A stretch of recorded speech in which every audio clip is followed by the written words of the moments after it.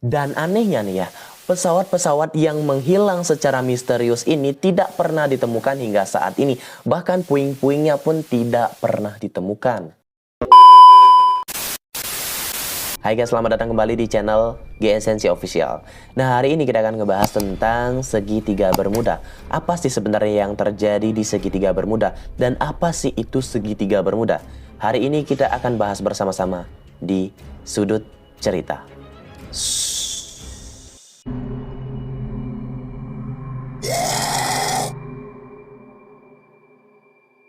Buat kalian yang suka tentang hal-hal mistis ataupun tentang teori konspirasi, pasti gak asing lagi dengan cerita segitiga Bermuda. Perairan di Samudra Atlantik ini sangat terkenal karena reputasinya yang sering menjadi lokasi hilangnya pesawat dan kapal-kapal yang melintasinya. Nah, berbicara tentang segitiga Bermuda, sebenarnya hingga saat ini ada banyak sekali fakta dan juga misteri tentang segitiga Bermuda yang belum terpecahkan. Nah, nama segitiga Bermuda ini pertama kali digunakan oleh seorang penulis asal Amerika, yaitu Vincent Geddes di majalah Argosy. Dia ini menggambarkan sebuah kawasan di lautan Atlantik lepas pantai Florida yang berbentuk segitiga. Nah, diantaranya yaitu Bermuda, Puerto Rico, dan juga Miami. Namun sebenarnya tidak ada yang dapat memastikan sampai mana batas dari kawasan segitiga Bermuda ini. Bahkan ya, kalau misalnya kita mencari di peta, Google Maps, Google Earth, itu nggak ada. Karena emang nggak ada yang tahu sampai mana batas kawasan dari segitiga Bermuda ini. Nah, segitiga Bermuda ini sering juga disebut dengan segitiga setan karena banyaknya pesawat-pesawat dan juga kapal-kapal yang melewati segitiga Bermuda ini menghilang secara misterius. Dan anehnya nih ya, pesawat dan juga kapal-kapal yang melewati kawasan segitiga Bermuda ini tidak pernah ditemukan sama sekali. Bahkan puing-puingnya pun tidak pernah ditemukan. Banyak yang mengatakan bahwa kawasan dari segitiga Bermuda ini adalah tempat yang misterius. Orang-orang pun mulai bertanya-tanya gitu ya, apa sih sebenarnya yang terjadi ketika kita melewati kawasan dari segitiga Bermuda ini? Apakah benar kawasan dari segitiga Bermuda ini adalah sarang monster, gas metana, ataupun campur tangan dari makhluk asing? Bagaimana menurut kalian?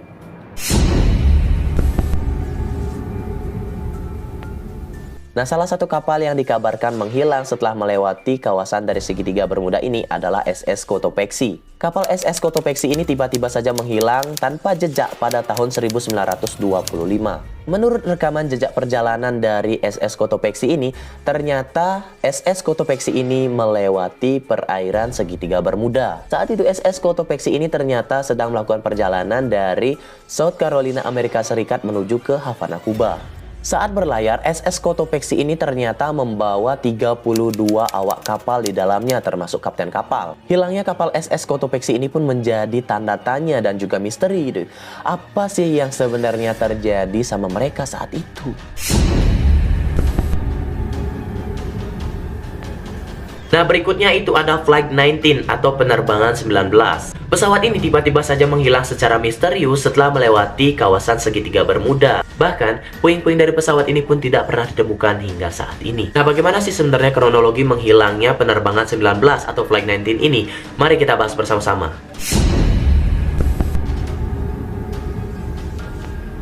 Nah, pada saat itu, hari Rabu tanggal 5 Desember 1945, saat itu skuadron dari Angkatan Laut Amerika Serikat sudah bersiap untuk melakukan penerbangan.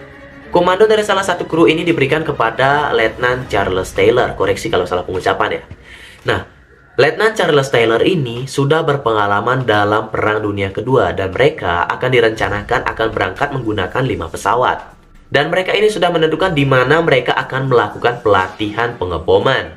Pada pukul 15.40 sore waktu setempat, mereka hampir menyelesaikan pelatihannya. Ketika pesawat ini terbang, tiba-tiba saja sebuah transmisi tertangkap oleh beberapa pangkalan yang menyebutkan bahwa kru yang ada di dalam pesawat penerbangan 19 ini kebingungan mengenai posisi mereka saat itu. Nah, di sisi lain ada sebuah skuadron yang bersiap untuk melakukan pelatihan pengeboman yang hampir sama dengan penerbangan 19 yang dipimpin oleh Letnan Komandan Robert Chokes. Koreksi kalau salah ya. Nah, sebelum mereka berangkat, tiba-tiba saja Letnan Robert Chokes ini mendapatkan sebuah panggilan darurat yang diidentifikasi itu dari Flight 19 atau penerbangan 19. Suara yang terdengar dari transmisi itu diyakini adalah suara dari Letnan Taylor yang putus asa meminta untuk cek posisi. Letnan Taylor ini menyebutkan kalau 2 kompas yang ada di pesawatnya itu tidak berfungsi sama sekali. Dan kemudian Letnan Taylor ini pun kehilangan arah, sehingga tidak diketahui posisinya itu di mana, dan juga tidak diketahui di mana pangkalannya. Hanya saja saat itu Letnan Taylor tidak dapat memberikan posisi kelima pesawat itu berada. Navigator di darat maupun di pangkalan pun tidak dapat memberikan secara akurat di mana sebenarnya posisi kelima pesawat itu. Suara dari transmisi ini semakin lama semakin pudar. Menurut beberapa ahli, gangguan frekuensi ini disebabkan oleh adanya gangguan dari penyiaran radio lain, atau mungkin karena faktor cuaca buruk. Sekitar pukul 17.30 waktu setempat, Letnan Taylor ini pun diberitahu bahwa bahan bakarnya di pesawat itu akan segera habis. Walaupun saat itu Letnan Taylor sudah mengetahui bahwa bahan bakar yang hampir habis, dia masih berusaha untuk menerbangkan pesawatnya. Hingga akhirnya pada pukul 19.00 malam waktu setempat, kelima pesawat itu pun dinyatakan menghilang. Kemudian Angkatan Laut Amerika Serikat menerjunkan kapal dan juga ratusan pesawat untuk mencari kelima pesawat itu. Salah satu pesawat yang ikut mencari keberadaan Flight 19 ini yaitu pesawat Martin Mariner yang justru malah ikut hilang setelah setengah jam take off. Berita hilangnya pesawat dari Amerika ini menggemparkan Angkatan Laut Amerika Serikat. Nah, saat itu, Angkatan Laut Amerika Serikat memberi pernyataan yang menempatkan kesalahan pada Letnan Taylor. Mereka menyebutkan bahwa Letnan Taylor ini salah dalam melakukan navigasi. Karena penjelasan singkat dari Angkatan Laut Amerika Serikat ini pun akhirnya membuat banyak pihak bertanya-tanya apa sih yang sebenarnya terjadi kepada beberapa pesawat tersebut. Dan kemudian mereka mengkait-kaitkan kejadian ini dengan segitiga Bermuda. Nah, jadi itulah gambaran sedikit cerita tentang segitiga Bermuda. Kalau misalnya kita mengorek-ngorek lagi jauh lebih dalam gitu ya, tentang segitiga Bermuda ini, maka tidak akan ada habisnya untuk kita ceritakan gitu. So, jadi segitu dulu pembahasan kita hari ini. Buat teman-teman yang suka dengan videonya, jangan lupa tekan tombol like, komen, dan juga subscribe untuk mendukung channel ini ke depannya agar menjadi channel yang lebih baik lagi. Dan kalau misalnya ada salah kata ataupun salah pengucapan, saya mohon maaf sebesar-besarnya dan see you.